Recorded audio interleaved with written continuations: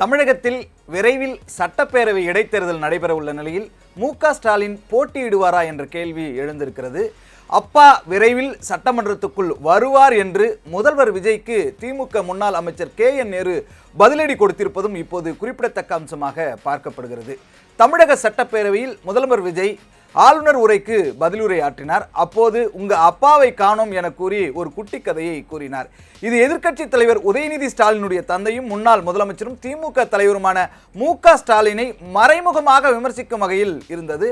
அதோடு 5 நிமிடம் பேசியதற்கே கொளத்தூர் காணாமல் போய்விட்டது என்றும் முதல்வர் விஜய் குறிப்பிட்டிருந்தார்.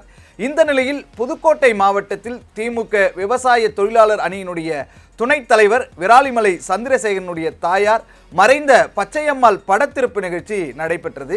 இதில் முன்னாள் அமைச்சர்கள் கே.என். நேரு, ரகுபதி, மெய்யநாதன் ஆகியோர் கலந்து கொண்டார்கள். அப்போது கே.என். நேரு பேசுகையில், நம்முடைய தலைவரை பார்த்து கேட்கிறார், உங்க அப்பாவை காணோம் என்று. வருவார், அவர் சீக்கிரமே வந்து விடுவார் உள்ளே, அதுதான் எங்களால் சொல்ல முடியும்.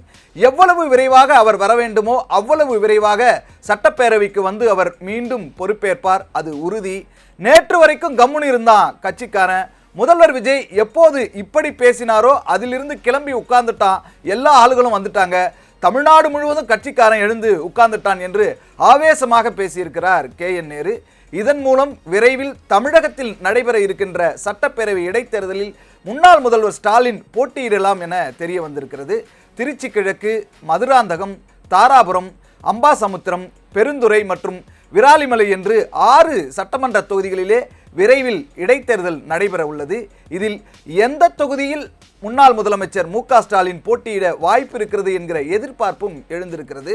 திருச்சி கிழக்கு தொகுதியில் ஸ்டாலின் மீண்டும் போட்டியிட வேண்டும் என்று திமுகவினுடைய திருச்சி தெற்கு மாவட்ட செயற்குழு கூட்டத்திலே தீர்மானம் நிறைவேற்றப்பட்டிருக்கிறது. திருச்சி கிழக்கு தொகுதியில் திமுக வேட்பாளரை வெற்றி பெற வைப்பதே லட்சியம் என்று முன்னாள் அமைச்சர் அன்பில் மகேஷ் பொய்யாமொழி ஏற்கனவே சபதம் எடுத்திருப்பதும் இங்கே குறிப்பிடத்தக்கதாக பார்க்கப்படுகிறது. இப்படிப்பட்ட ஒரு சூழ்நிலையில்தான் திருவாரூர் மாவட்டம் காட்டூரிலே நடைபெற்ற திருமண விழாவில் கலந்து கொண்ட திமுக தலைவர் மு.க.ஸ்டாலின் அப்பாவை சட்டமன்றத்தில் தேடாதீர்கள் என்றும் அவர் மக்கள் மனதில் இருக்கிறார் என்றும் பேசியிருக்கிறார். 60 ஆண்டுகள் பொது வாழ்க்கையில் மக்களோடு மக்களாகவே நான் இருக்கிறேன் என்றும், நான் சட்டமன்றத்தில் இல்லாவிட்டாலும் மக்கள் மன்றத்தில் இருக்கிறேன் என்றும் தெரிவித்திருக்கிறார். மு.க.ஸ்டாலின் இடைத்தேர்தலிலே போட்டியிடுவாரா, சட்டமன்றத்துக்குள் மீண்டும் கால் பதிப்பாரா என்பதை நாம் பொறுத்திருந்துதான் பார்க்க வேண்டும்.